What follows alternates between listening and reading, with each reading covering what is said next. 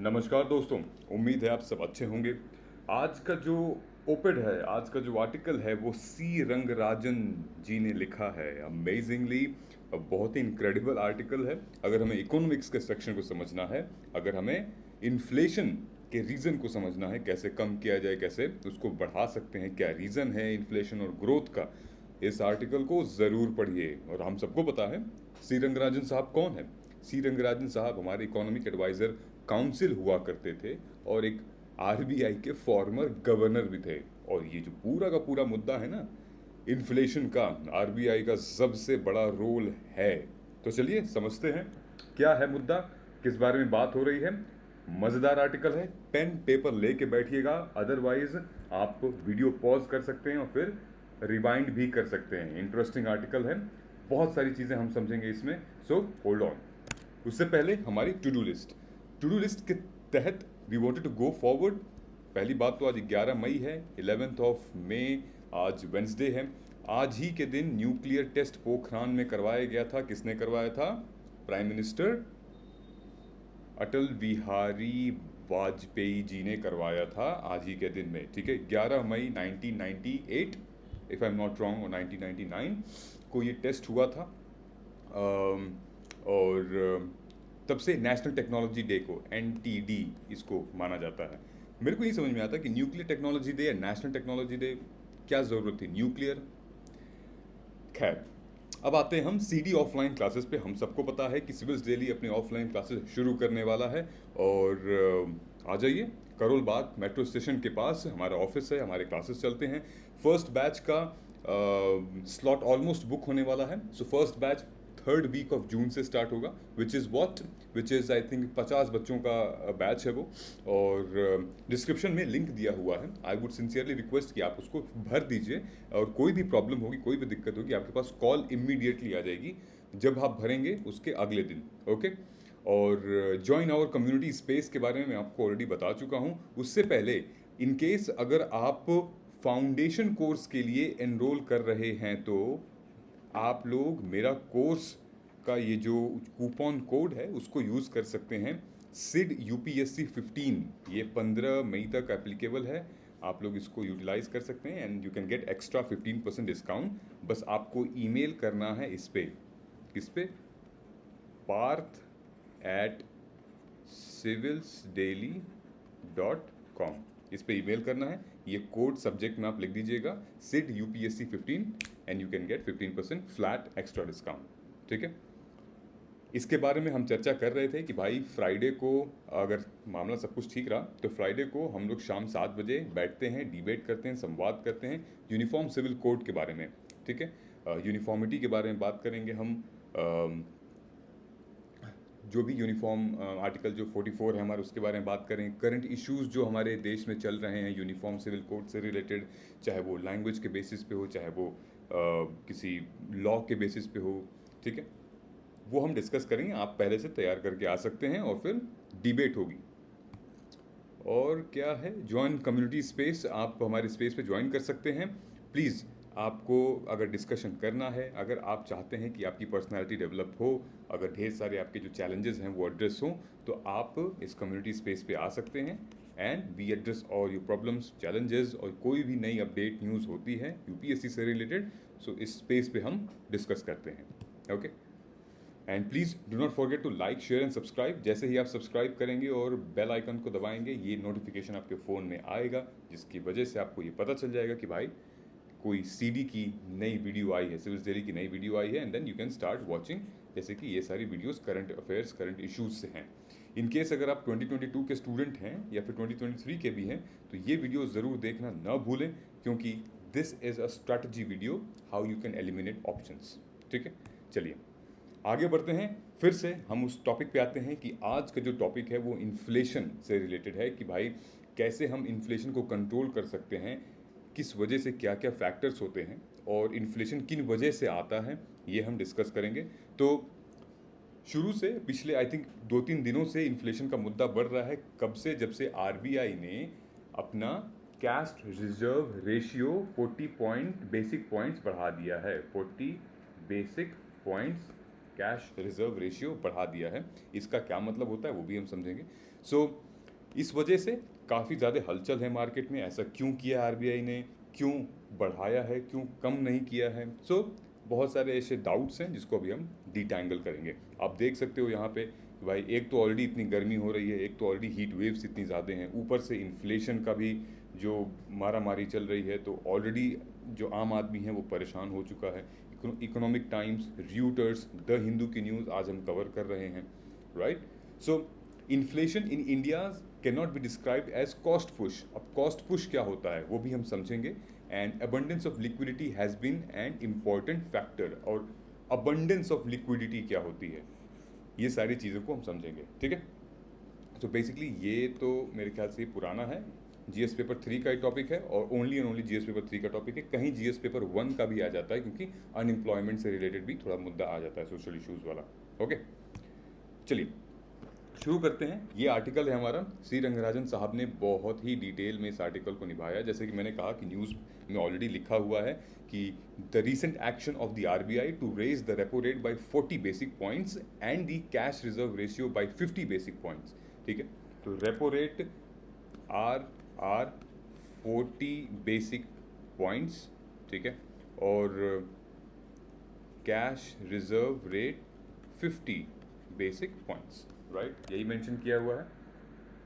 Is recognised of a serious situation which respect to inflation in our country and resolve to tackle inflation. मतलब कि इनका कहने का मतलब है आरबीआई जो स्टेप ले रखी है रेपो रेट को 40 बेसिक पॉइंट से बढ़ाकर और कैश रिजर्व रेशियो को कितना 50 बेसिक पॉइंट से बढ़ाकर, अगर इसको बढ़ा दिया तो शायद इन्फ्लेशन जो है वो कम हो सकती है। अब इसका फॉर्मूला क्या है, फैक्टर क्या है, हम समझते हैं सबसे पहले डिटेल में।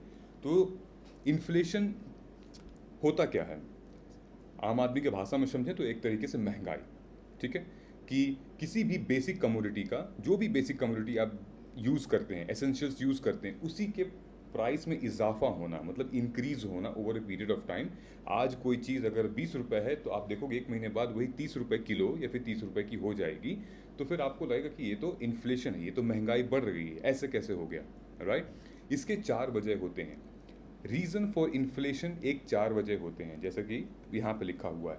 First comes with economic boom. अगर इकोनॉमिक बूम होता है, अगर कई सारी ऐसी कंपनीज़ हैं जो कि बाहर से इन्वेस्टमेंट आती है और हमारी इकोनॉमी अच्छी होती है, हमारी इकोनॉमिक ग्रोथ होती है, उससे भी इन्फ्लेशन बढ़ता है। So inflation is also, inflation को आई से कर दे रहा हूँ मैं, inflation is also directly proportional to economic growth, okay. अब इकोनॉमिक ग्रोथ होगा तो ऑफ कोर्स बिजनेसेस अपने प्राइसेस बढ़ाएंगे, राइट। फॉर एग्जांपल जैसे आप ले लीजिए electronic cars, EV, electronic vehicles, अगर इसकी भारत में आएगा तो ऑफ कोर्स हमारी इकोनॉमी ग्रो करेगी, राइट। जब इकोनॉमी ग्रो करेगी तो भाई जो डिमांड होगी वो भी जाएगी ऊपर, राइट। जब डिमांड जाएगी और फिर सप्लाई होगी तो फिर क्या होगा, बिजनेसेस को फ़ायदा होगा, जो भी बिजनेस ओनर हैं या फिर उसके स्पेयर पार्ट्स के जो ओनर हैं उनको फ़ायदा होगा। और जब उनको फ़ायदा होगा, जब डिमांड इंक्रीज होगी, जब बिजनेस इंक्रीज होगा, तो तब भी इन्फ्लेशन आता है, राइट। उसको कहते हैं डिमांड पुल इन्फ्लेशन, ओके। वो इन्फ्लेशन जो डिमांड को पुल करती हो, राइट। इतनी ज़्यादा डिमांड है कि हम भाई प्राइसेस बढ़ाने में मजबूर हो गए हैं, राइट। इसको होती है डिमांड पुल इन्फ्लेशन, राइट। दूसरा, increase in price of raw material. अब जैसे जैसे मैंने इलेक्ट्रॉनिक व्हीकल के बारे में बात की, ठीक है, या फिर आप एग्रीकल्चर के बारे में बात कर लो, ठीक है। इसमें क्या होता है कि जो भी रॉ मटेरियल है, ठीक, अब जैसे आपके पास खाना तो मान लो कि चावल हो गया, गेहूं हो गया, आटा हो गया, ये तो आप मार्केट में मिलता ले आते हो, लेकिन इसको बनाने के लिए, इसकी खेती में जो भी रॉ मटेरियल यूज़ होते हैं, या फिर ऑयल प्राइसेस, इसको ट्रांसपोर्ट करने के लिए जो भी रॉ मटेरियल्स यूज़ होते हैं, ठीक है, raw materials could be anything, right. Transportation, आपके लॉजिस्टिक्स का, आपके लेबर कॉस्ट, कई सारी चीज़ें ऐसी होती हैं, ठीक है। सो वो रॉ मटेरियल किसी भी वजह से डैमेज हो गए, लेट्स से कि अगर एग्रीकल्चर में मानसून ख़राब हो गया, मानसून आ गया, मानसून में मतलब फेवरेबल सिचुएशन नहीं रही, रेनफॉल नहीं हुआ, कहीं ड्रॉट हो गई, सूखा पड़ गया है, ठीक है। किसी किसी में रखे रखे अनाज सड़ जाते हैं, अनाज उगा नहीं सही से, उसकी खेती बाड़ी नहीं हुई, इस वजह से भी जो प्राइसेस हैं वो बढ़ जाते हैं, क्योंकि डिमांड मीट नहीं हो पाती है, ठीक है। तो किसी क्लाइमेट फैक्टर से या फिर किसी मैन मेड सिचुएशन से भी जब रॉ मटेरियल के प्राइसेस में बढ़ोतरी होती है, इंक्रीज होता है, तो इन्फ्लेशन वहाँ बढ़ता है, ठीक है। या फिर कोई गवर्नमेंट में कोई ऐसी सब्सिडी ले आई, कोई ऐसा टैक्स लेके आ गई, जैसे कि अभी उसमें हो रहा था फार्म्स लॉज में कि भाई एसेंशियल कमोडिटीज़ एक्ट हो गई, इन इन चीज़ों को ले आने से फार्मर्स को फ़ायदा नहीं होगा, तो इंक्रीज इन रॉ मटेरियल, इसकी वजह से भी इन्फ्लेशन बढ़ता है। क्यों? क्योंकि जो मैन्युफैक्चरिंग कॉस्ट है उस चीज़ की, जो मैन्युफैक्चर कर रहा है उसका, वो दाम बढ़ा देता है, ठीक है। तो इसको कहते हैं कॉस्ट पुश इन्फ्लेशन, क्योंकि मैन्युफैक्चरिंग कॉस्ट जो है वो इंक्रीज हो रही, increase due to increase prices, increase due to increase in manufacturing cost, इसको कहते हैं कॉस्ट पुश। तीसरा आता है दोस्तों increase in salaries. Yes, salary आपकी अगर बढ़ रही है तो भी इन्फ्लेशन है, मतलब चाहे वो गवर्नमेंट एम्प्लॉय की सैलरी होगी, चाहे वो प्राइवेट एम्प्लॉय की होगी, सैलरी बढ़ना मतलब कि अगर आपकी सैलरी बढ़ रही है तो ऑफ कोर्स जो कंपनीज़ हैं आसपास की, या फिर जो आप स्टेक होल्डर भी हो किसी किसी कंपनी के प्रोडक्ट्स के, ठीक है, जैसे कि आप कोई एक कमोडिटी बहुत रेगुलरली यूज़ करते हो, राइट। सो अगर आपकी सैलरी बढ़ रही है तो आसपास के जो भी आप जिस रॉ मटेरियल पे आप डिपेंडेंट हैं उनके भी प्राइजेस अप होना। इनफैक्ट जो कंपनी आपकी सैलरी बढ़ा रही है वो अपने प्रोडक्ट्स का भी दाम बढ़ाएगी, राइट। सो इसको कहते हैं वेज पुल इन्फ्लेशन। बेसिकली किसी कंट्री में मान लीजिए कि अगर एम्प्लॉयमेंट कम है, एम्प्लॉयमेंट लो है, ठीक है, तो वहाँ पे जो जॉब लेवल है वो काफ़ी तक मुश्किल होगा, राइट। आपके एम्प्लॉय को निकालना बहुत मुश्किल होगा, और एम्प्लॉय को जब हम निकालेंगे नहीं तो फिर हमें उसकी सैलरी बढ़ानी पड़ेगी, राइट। सो इस वजह से भी इन्फ्लेशन बढ़ जाता है। सो इसको हम कहते हैं wage push inflation, okay. And last but not the least the fourth reason, there are many reasons, लेकिन चौथा रीज़न इन्फ्लेशन का जो बड़ा माना जाता है वो एक ये भी है कि भाई करेंसी डिप्रिशिएशन। आपकी जो करेंसी का वैल्यू आज है वो आज से 20 साल 30 साल बाद या फिर आज से 5 साल बाद वो वैल्यू नहीं रहेगी। जैसे कि 1956 में अगर आप शॉपिंग करके आओगे, लेट्स से कि जीन्स 1956 में अगर जीन्स का दाम लगभग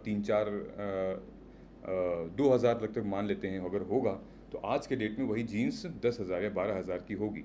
अगर आप चावल 1 किलो 56 या 60s में आप लेके आए होगे तो आज के डेट में उसका दाम काफ़ी ज़्यादा बढ़ गया है। तो ये जो पूरा जो ड्यूरेशन है इसका वो इन्फ्लेशन है। इन्फ्लेशन की वजह से ही, मतलब जो हमारी करेंसी है, जो हमारी मूल मनी है, उस वो डेप्रिशिएट हुई है, इस वजह से दाम बढ़ा है इसका, ठीक है। इसका क्लियर एग्जांपल जिम्बाब्वे का मैं लेना चाहूँगा। जिम्बाब्वे हो गया, वेनेजुएला हो गया। वेनेजुएला में कहा जाता है कि 5 लाख टाइम्स इन्फ्लेशन बढ़ गया था वहाँ पे। जिम्बाब्वे में भी कुछ ऐसा हुआ था जहाँ पे लोग बड़े बड़े नोट छाप रहे थे। 1 मिलियन का नोट था, 1 ट्रिलियन का भी नोट छपा हुआ था, और जिसकी वैल्यू मात्र लगभग 70 या 80 रुपये होंगी या $1 होगी, ओके।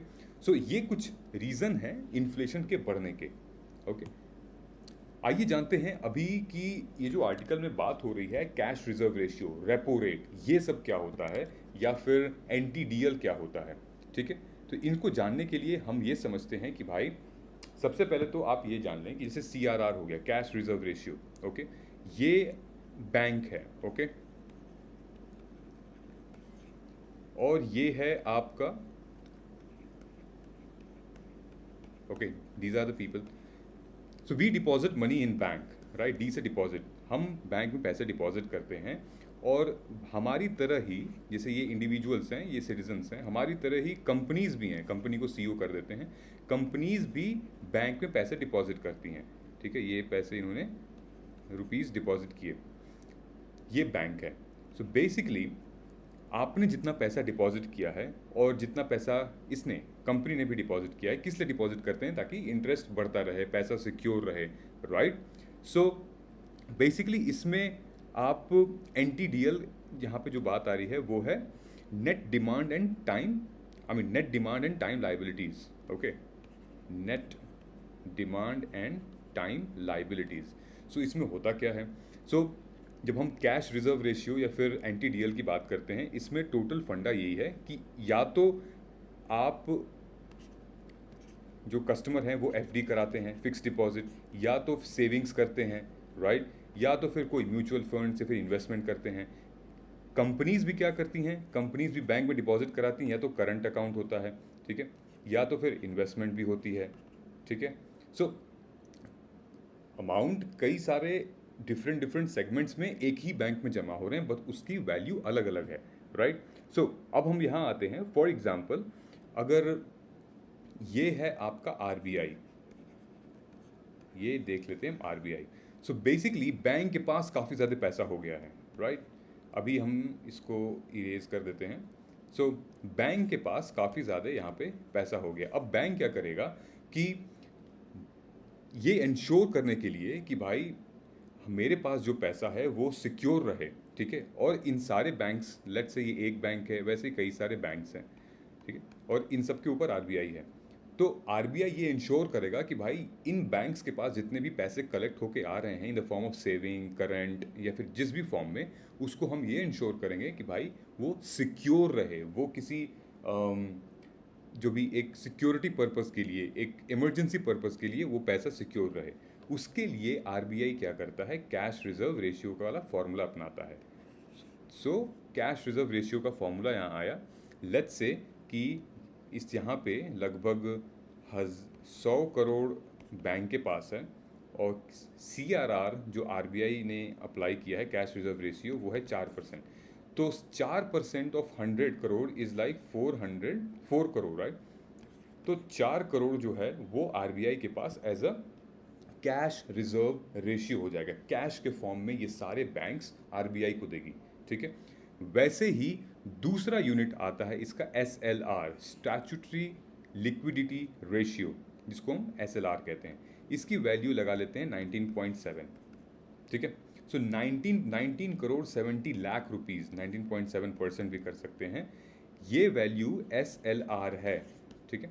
सो SLR के फॉर्म में स्टैट्यूटरी लिक्विड रेशियो ये बैंक्स जो हैं वो यहाँ पे सबमिट करते हैं, जमा कर देते हैं, ये होल्ड कर देते हैं, ठीक है। सो बचा लगभग ऑलमोस्ट 76 पॉइंट इतना। अब इस 76 पे बैंक जो है वो लोन देगा, राइट। सो बेसिकली यहाँ पे डिफरेंस क्या होता है CRR और SLR में। CRR is like a cash reserve है आपका, ओके, इस पे कोई इंटरेस्ट नहीं मिलता है। कैश रिजर्व रेशियो पे बैंक्स को RBI से कोई इंटरेस्ट नहीं मिलता है। और SLR पे, क्योंकि SLRs क्या होते हैं, SLRs एक तरीके की इन्वेस्टमेंट होती है गवर्नमेंट बॉन्ड्स में, गवर्नमेंट सिक्योरिटीज़ में। तो इसमें जितने भी बैंक्स हैं उनको इंटरेस्ट मिलता है, इसलिए कभी कभी आपने देखा होगा, सुना होगा कि SLR रेशियो ज़्यादा हो रहा है या फिर बैंक्स डिमांड कर रही हैं SLR के रेशियो को बढ़ाने के लिए। तो इस SLR का जो रेशियो है वो ज़्यादा हो रहा है। सो बैंक्स 19 करोड़ या फिर जो भी आप इस सिचुएशन में कह लो 19 करोड़ 19.5 करोड़ रुपीज़ वो SLR में जमा करती हैं गवर्नमेंट बॉन्ड्स, गवर्नमेंट सिक्योरिटीज़ के लिए, ठीक है। जैसे कि गोल्ड हो गया, लिक्विड एसेट्स हो गए, so on and so fourth. Now ये मामला आपको समझ में आ गया कि भाई CRR क्या होता है, SLR क्या होता है, NTDL क्या होता है, ठीक है।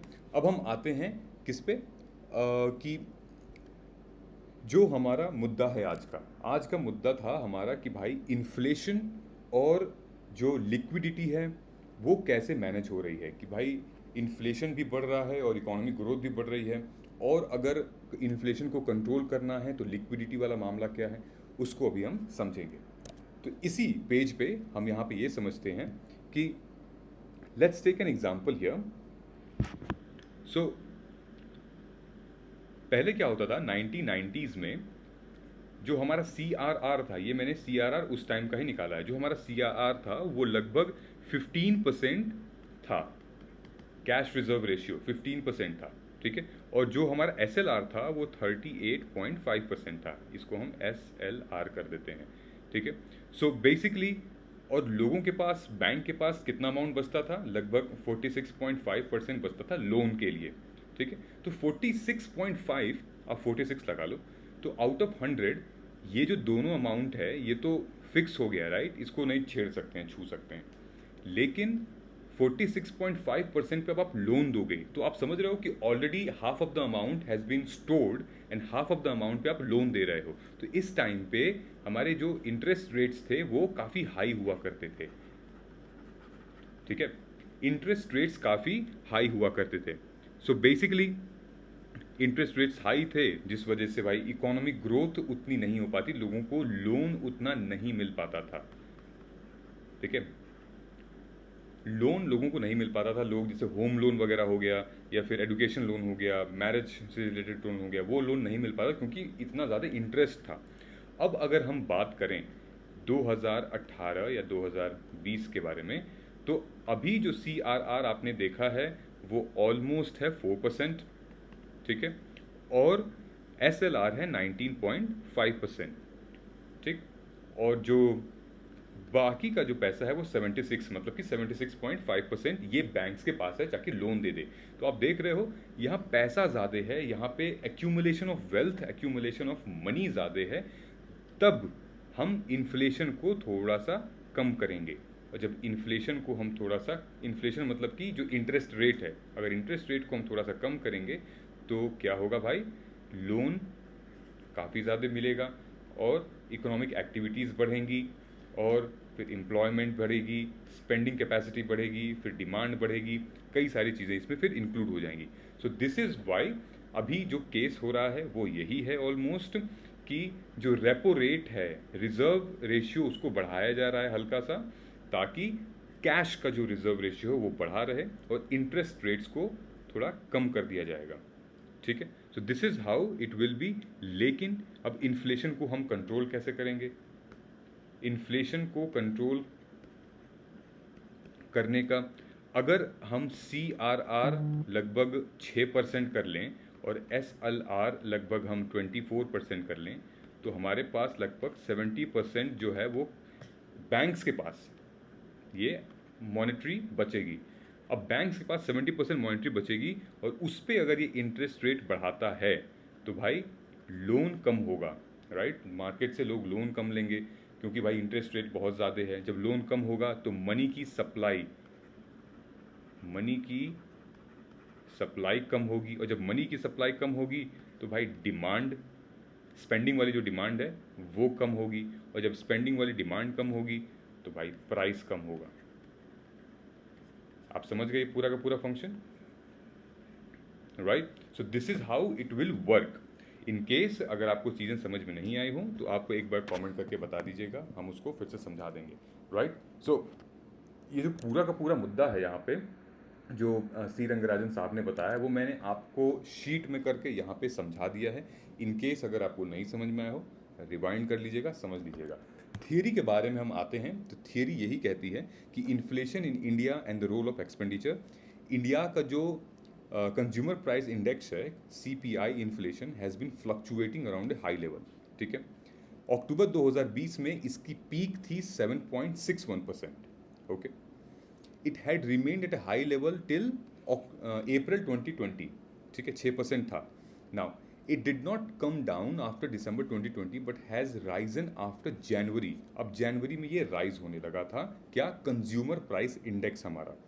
ऑन दी अदर हैंड जो हमारा WPI है, होलसेल प्राइस इंडेक्स, वो भी हाई जा रहा है। अप्रैल 2021 से ये देखा गया है कि WPI भी वो हाई जा रहा है।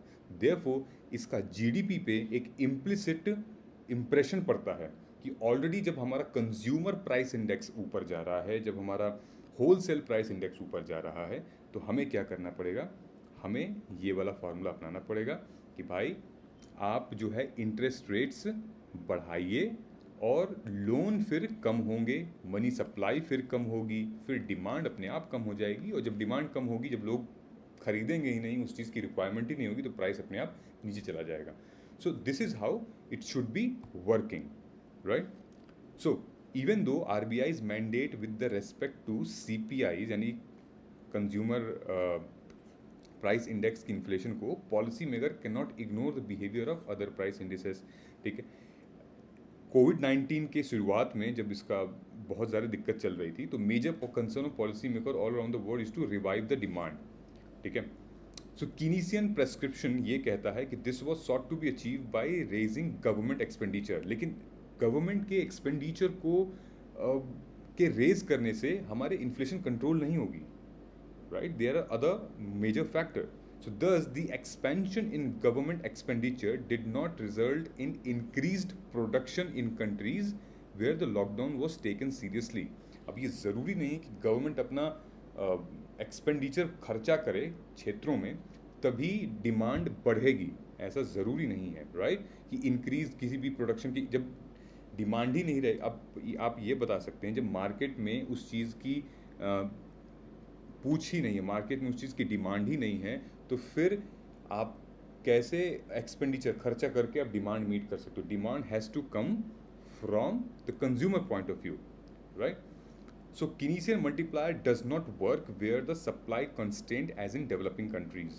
So nevertheless, the prescription of enhanced government expenditure is still valid under the present circumstances. ठीक है? Perhaps the increase in output could happen with a long and also so basically government expenditure ये भी तय करता है कौन से sector में है. If it is in healthcare, if it is in agriculture, if it is in science, if it is in any other domain which actually targets the right kind of people and the right target audience जिनकी demand है और हम उसको supply करेंगे, right? Second, role of monetary policy, ये मैंने आपको already बता दिया है कि भाई मॉनेटरी पॉलिसी का रोल क्या है. कि initially it focus the monetary policy in India focus has to keep on the lower interest, ठीक है, increases the availability of the liquidity through various channel, some of the which has been newly introduce. However the growth rate of money was below the growth rate reserve money. जो हमारा reserve money था, मैंने वही cash reserve ratio की बात की है, CRR की, ये कम हुआ करता था. किससे? जो हमारा मनी का ग्रोथ है. ऐसा नहीं होना चाहिए, इसकी ग्रोथ भी उतनी होनी चाहिए जितनी हमारी मनी की ग्रोथ है. इसीलिए RBI ने 40 बेसिक पॉइंट्स या 50 बेसिक पॉइंट्स को बढ़ाया है, ठीक है. So thus money multiplier is lower than usual and the government's borrowing program which was larger went through smoothly thanks to the abundant liquidity. So basically in India too there is a shift in monetary policy. So analyzing the cause of inflation, so cause of inflation की analysis मैंने already आपको यहाँ बताई हुई है detail में, क्या वजह होती हैं. ये चार: push factor, pull factor, demand pull factor, cost push factor, wage push and then hyper inflation क्या होता है, राइट?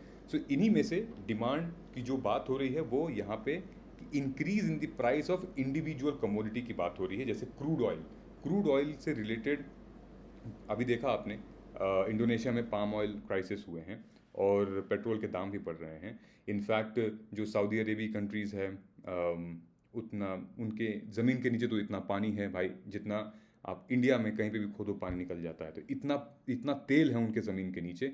सो वो भी अपनी स्ट्रैटेजी, अपने पॉलिसी खेल रहे हैं और धीरे धीरे करके फिर उनको लॉजिस्टिक्स के थ्रू वो जो हमारे कंट्रीज़ पे इम्पैक्ट आ रहा है क्रूड ऑयल से related. Okay, now general price level, supply disruption due to domestic और internal factor, behaviour of individual prices.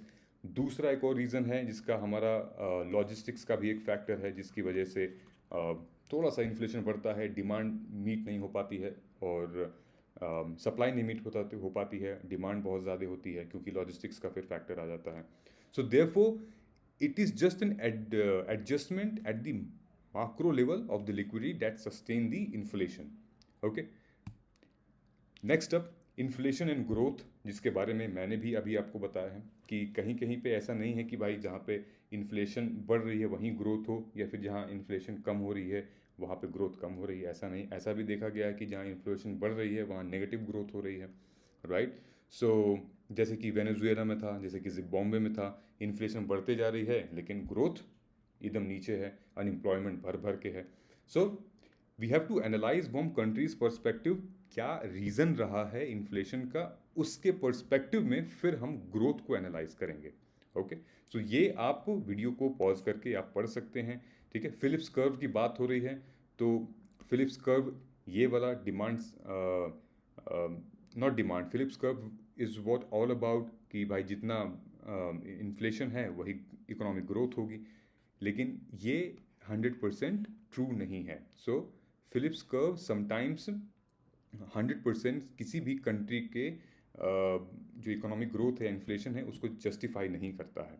Still in this case जो एक डिलेमा है, और it has been suggested that the full employment was not compatible with the price stability, right. Simultaneously concomitant decision for CRR and repo rate, ये already मैंने आपको discuss कर लिया है, रेपो रेट और CRR.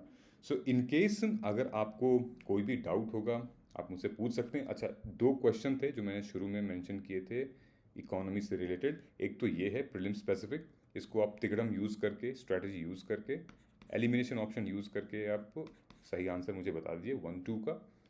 और तीसरा है हमारा मेंस